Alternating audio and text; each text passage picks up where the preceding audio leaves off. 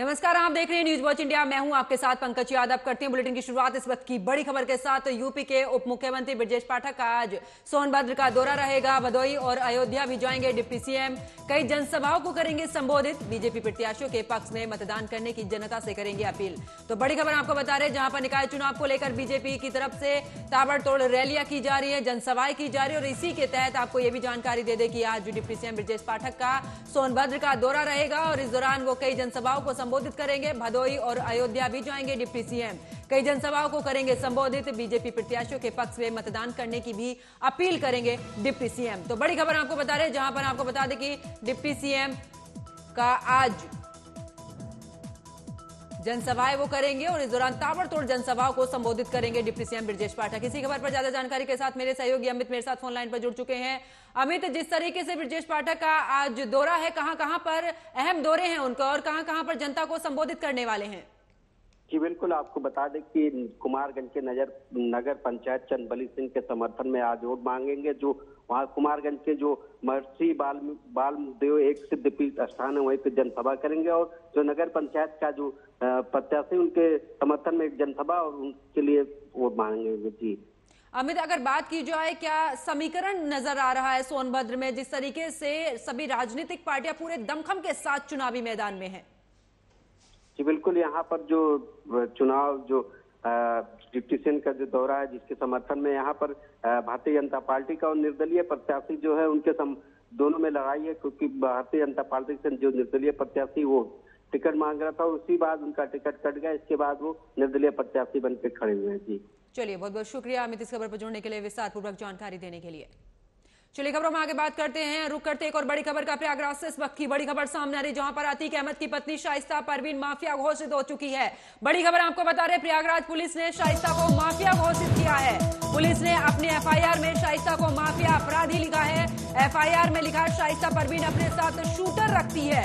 5 लाख के इनामी साबिर को शाइस्ता का शूटर बताया गया है। दुमनगंज पुलिस ने 2 मई को थाने में एक एफआईआर दर्ज की है। आतीन जफर के घर छापेमारी के बाद एफआईआर लिखी गई थी। फरारी के दौरान शाइस्ता असद के दोस्त आतीन के घर रुकी थी। आतीन के जनाजे में शामिल होने के लिए भी शाइस्ता वहां पर गई थी, जिस समय पर अतीक का जनाजा निकला था। जल्द ही माफिया सूची में शाइस्ता का नाम भी जोड़ा जाएगा। और इसी खबर पर ज्यादा जानकारी के साथ मेरे सहयोगी इरफान मेरे साथ फोन लाइन पर जुड़ चुके हैं। इरफान, जिस तरीके से अब शाइस्ता का नाम भी माफिया लिस्ट में शामिल हो चुका है, इसको लेकर क्या कुछ खास अपडेट? जी पंकज, आपको बता दें कि मारे गए माफिया अतीक अहमद की पत्नी शाइस्ता परवीन को पुलिस ने माफिया घोषित कर दिया है। प्रयागराज पुलिस की एफआईआर में शाइस्ता को माफिया बताया गया है। पुलिस को शाइस्ता की तलाश है। उमेश पाल मर्डर केस में शाइस्ता आरोपी है। यूपी पुलिस शाइस्ता की गिरफ्तारी के लिए लगातार छापेमारी कर रही है, लेकिन अब तक वो पुलिस की पकड़ से बाहर है। और सबसे बड़ी और अहम जानकारी पंकज आपको ये भी दे दूं कि उमेश पाल मर्डर केस के आरोपी अतीक और उसके छोटे भाई अशरफ की 15 अप्रैल को प्रयागराज के एक सरकारी अस्पताल के गेट पर 3 हमलावरों ने गोली मारकर हत्या कर दी थी। अतीक अशरफ की हत्या उस वक्त हुई जब पुलिस दोनों को मेडिकल जांच के लिए ले जा रही थी। इससे पहले पुलिस ने उमेश पाल हत्याकांड के आरोपी अशद और गुलाम को 13 अप्रैल को झांसी एनकाउंटर में मार गिराया था। प्रयागराज पुलिस ने अब ऐसे ही एक व्यक्ति के खिलाफ मामला दर्ज किया है। प्रयागराज पुलिस ने माफिया अतीक अहमद की पत्नी शाइस्ता परवीन और एक अन्य आरोपी साबिर को शरण देने के आरोप में एक स्थानीय व्यक्ति जतीन जफर के खिलाफ मामला दर्ज किया है।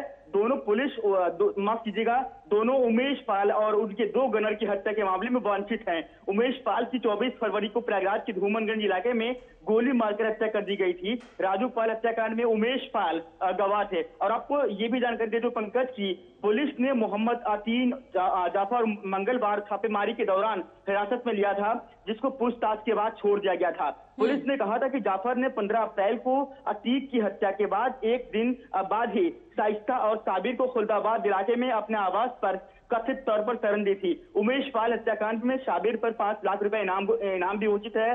और पुलिस ने कहा है कि पूछताछ के दौरान जफर ने स्वीकार किया था कि शाइस्ता और साबिर 16 अप्रैल को प्रयागराज के खुलदाबाद इलाके में उसके आवास पर रुके थे और अगले दिन किसी अज्ञात स्थान पर चले गए थे। पुलिस के अनुसार जाफर ने उन्हें यह भी बताया कि शाइस्ता और साबिर ने छल करके अतीक के जनाजे में शामिल होने की योजना बनाई थी। लेकिन इस दौरान अगर बात करें अपनी योजना बदल दी क्योंकि जनाजे में इरफान, अब जिस तरीके से माफिया की लिस्ट में शाइस्ता का नाम शामिल कर रही है पुलिस, जल्दी ही सूची भी जारी हो जाएगी, लेकिन अब आगे इस मामले में किस तरीके से कार्रवाई करेगी पुलिस? अजी, पुलिस ने साफ तौर पर अपराधी करार दे दिया है। अब पुलिस कुछ नए अंदाज में काम करेगी, क्योंकि शाइस्ता परवीन जो है 2 महीने से ज्यादा का समय हो चुका है, वो लगातार फरार चल रही है। शाइस्ता परवीन को जो इनाम राशि है पुलिस वो भी बढ़ाएगी अब, और बहुत जल्द पुलिस का कहना है, जो यूपी एसटीएफ जो डीआईजी हैं अनंत देव, उनका कहना है कि शाइस्ता परवीन को पुलिस बहुत जल्द गिरफ्तार करेगी और कुछ अहम खुलासा होगा। जी पंकज, यानी कि साफ तौर पर देखें, जिस तरीके से गुड्डू मुस्लिम को लेकर जगह जगह पर छापेमारी चल रही है, उसी तरीके से अब शाइस्ता को लेकर भी पुलिस आगे कुछ इसी तरीके से कार्रवाई करेगी इरफान। जी बिल्कुल, साफ तौर पर कह सकते हैं पंकज, देख भी सकते हैं जो न्यूज वाच ने जो दर्शक है वो साफ तौर पर देख सकते हैं कि शाइस्ता परवीन की मुश्किलें जो है अब वो बढ़ चुकी हैं, क्योंकि लगातार अतीक अहमद की जो परिवार है उनकी मुश्किलें लगातार बढ़ रही थी, लेकिन शाइस्ता परवीन एक इकलौती अपने परिवार की एक मुखिया है, कह ले तो वो, क्योंकि अब वो परिवार की मुखिया एक ही बची है, वो भी शाइस्ता परवीन। तो कहीं ना कहीं उनके लिए बहुत बड़ी मुश्किल हो गई है। शाइस्ता परवीन भागी भागी फिर रही है, तो कहीं ना कहीं पुलिस बहुत जल्द गिरफ्तारी करेगी। हर एक जिले के जो जितने भी जनपद हैं वहां पर छानबीन जारी है। बहुत जल्द ही जो है शाइस्ता परवीन की गिरफ्तारी हो सकती है, या फिर वो खुद अपने आप को सरेंडर कर सकती है कोर्ट में। चलिए, बहुत बहुत शुक्रिया इरफान इस खबर पर जुड़ने के लिए, विस्तार पूर्वक जानकारी देने के लिए। उधर यूपी के गाजियाबाद में एलिवेटेड रोड पर लड़कों के जन्मदिन का मनाने का वीडियो काफी सोशल मीडिया पर वायरल हो रहा है। बता दें कि एलिवेटर रोड पर कई लड़के अपने दोस्त का जन्मदिन मनाने पहुंचे थे और यहां पर अपनी बाइक लगाकर जश्न मना रहे थे। वहीं जन्मदिन मना रहे इन लड़कों का पुलिस की निगाहें जब इन पर पड़ी तो पुलिस ने मौके पर जाकर 7 लड़कों को धर दबोचा। बताया जा रहा है कि ये सभी लड़के दिल्ली के पांडव नगर के हैं। फिलहाल युवकों की इस हरकत के बाद से पुलिस ने रोड पर चौकसी बढ़ा दी है।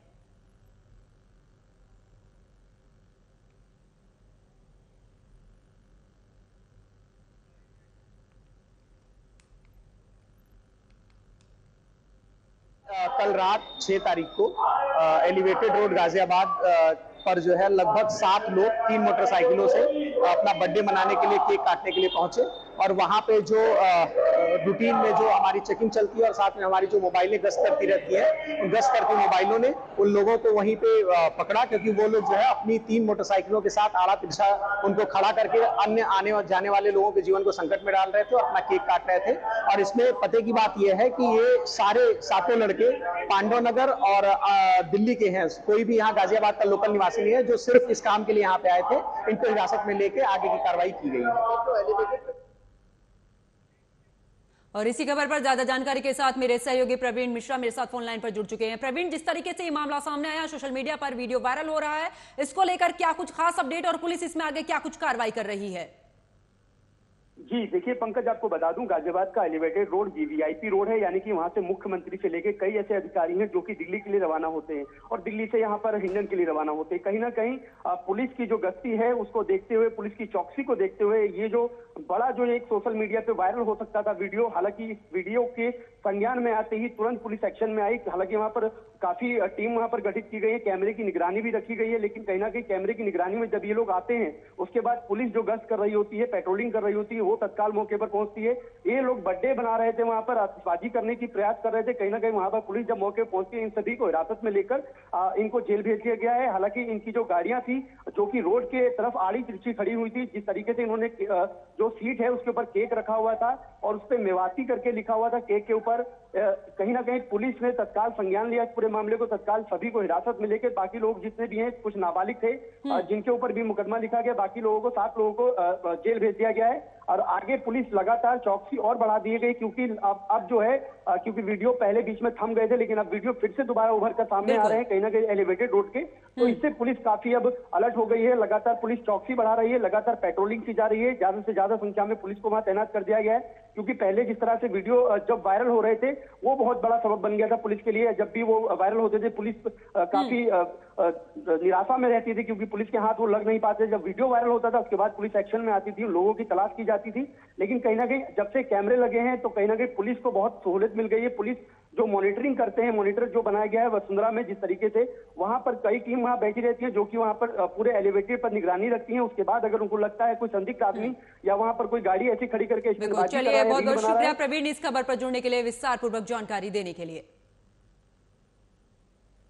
और चलिए रुक करते इस वक्त की बड़ी खबर का। यूपी के डिप्टी सीएम केशव प्रसाद मौर्य का आज ताबड़तोड़ दौरा है, जहां पर वो आज शाहजहांपुर, बदायूं, पीलीभीत और बरेली जाएंगे। डिप्टी सीएम जनसभा को करेंगे संबोधित, जनता को साधने की होगी पूरी कोशिश। तो बड़ी खबर आपको बता रहे, जहां पर आज डिप्टी सीएम का ताबड़तोड़ इस दौरान रैलियां रहने वाली है। और साथ ही आपको बता दें कि बीजेपी प्रत्याशी के पक्ष में जनता से वोट करने की अपील करेंगे। तो बड़ी खबर आपको बता रहे, यूपी के डिप्टी सीएम केशव प्रसाद मौर्य का आज ताबड़तोड़ दौरा रहने वाला है। आज शाहजहांपुर, बदायूं, पीलीभीत और बरेली जाएंगे डिप्टी सीएम, जनसभा को करेंगे संबोधित, जनता को साधने की होगी पूरी कोशिश।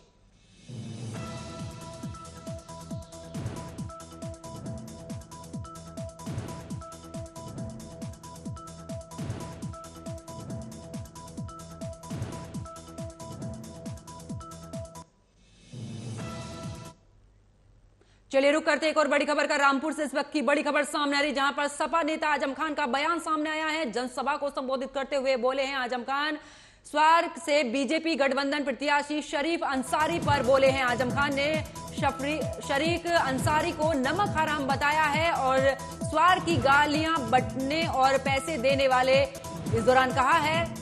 शफीक, तुम्हारी बिरादरी की इस दौरान तुमने नाक कटवा दी है। इस तरीके के तमाम बयान जो हैं वो आजम खान की तरफ से दिए गए हैं। तो बड़ी खबर आपको रामपुर से बता रहे, जहां पर सपा नेता आजम खान का बयान सामने आया है। साथ ही आपको ये भी बता दें कि उन्होंने जनसभा को संबोधित करते हुए कहा है, और साथ ही स्वार्थ से बीजेपी गठबंधन प्रत्याशी शफीक अंसारी को लेकर उन्होंने विवादित बयान भी इस दौरान दिया है।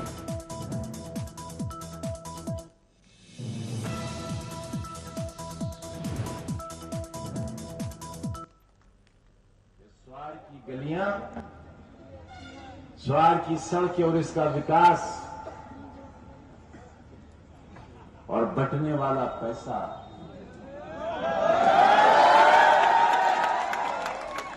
ये किसका है? अरे ये मेरे कलम का दिया हुआ है, ये मैंने दिया है। वारे नमक हराम,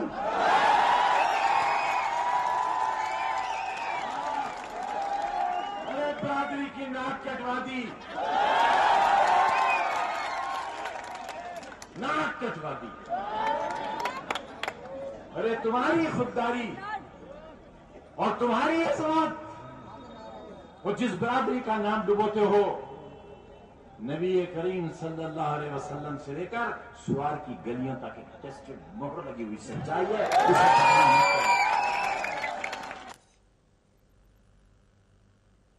खबरों में आगे बात करते हैं मेरठ की, जहां के खरखोदा थाना क्षेत्र स्थित काशी राम कॉलोनी की नैना नाम की एक महिला अपने पति बबलू के साथ ग्राम काजीपुर झोड़ के पास में किराए के मकान में रहती थी, जिसकी 3 महीने की मासूम बच्ची लंबे समय से बीमार चल रही थी। शनिवार की रात उसकी बच्ची की मौत होने पर बच्ची के क्रियाक्रम के लिए भी परिजन जून के पास में कब्रिस्तान पहुंचे, तो वहां पर रह रहे लोगों ने कब्रिस्तान में क्रियाक्रम करने से मना कर दिया, जिस पर बच्ची के परिजनों ने बच्ची को काशीराम कॉलोनी टेम्पो स्टैंड के पास वाले डिवाइडर के बीच में दबा दिया। रविवार की सुबह जब कॉलोनी वासियों ने डिवाइडर के बीच में कब्र और साथ ही बच्ची के कपड़े देखे तो कॉलोनी में सनसनी फैल गई, और जिस पर कॉलोनी वासियों ने पुलिस को सूचना दी। मौके पर पहुंची पुलिस ने परिजनों का पता लगाकर बच्ची के शव को निकालकर कब्जे में लिया और साथ ही पोस्टमार्टम के लिए भेज दिया और जांच जारी है।